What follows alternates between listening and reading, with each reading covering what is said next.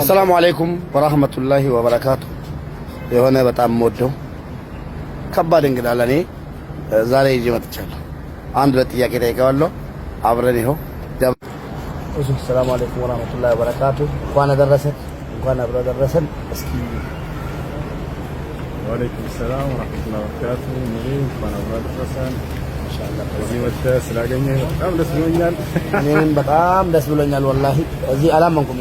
ስልክ ያነሳልኝና ሎኬሽን ሲልክልኝ በጣም ነው ደስ ያለኝ እና ከአንድ ሰዓት 10 ደቂቃ በላይ ነው ሂጄ ተጉዤ መጥቼ ይዟቸውን ያገኘሁት። በጣም የምወደው የአላህ መንገድ ወንድሜ ነው። በጣም ነው የምወደው፣ በጣም ነው የማከብረው። እስኪ አንድ ለማስታወሻ መቼም አንተ ጋር ነው አንተ ስም ነው የምንውለው።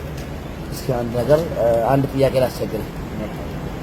ጥያቄውም ወይ ደግሞ አንድ መልእክት፣ ጥያቄ ሳይሆን አንድ መልእክት እስኪ ለኢድ ቀን ለጓደኞቼ፣ ለእህቶቼ፣ ለወንድሞቼ አንድ ሐዲስ አጭር እንድትናገር ይፈልጋለሁ። መርሐባ እንኳን ያደረሳችሁ የሙቤ ቤተሰቦች፣ ጓደኞች ሁሉ። እንግዲህ ዛሬ እንደምታውቁት የኢድ ቀን የበዓል ቀን ነው። የዓመታዊ ክብረ በዓላችን ሁለተኛ ነው። በዚህ ቀን ደስታችንን ግልጽ ልታደርጉ ይገባል። ተዝሃሩ الفرح في يوم العيد من شعائر الدين كما قال أهل العلم። የእውቀት ባለቤቶች እንደተናገሩት በበዓል ቀን በዒድ ቀን ደስታን ግልጽ ማድረግ ይህ ከሃይማኖት መገለጫ መካከል ነው ብለዋል።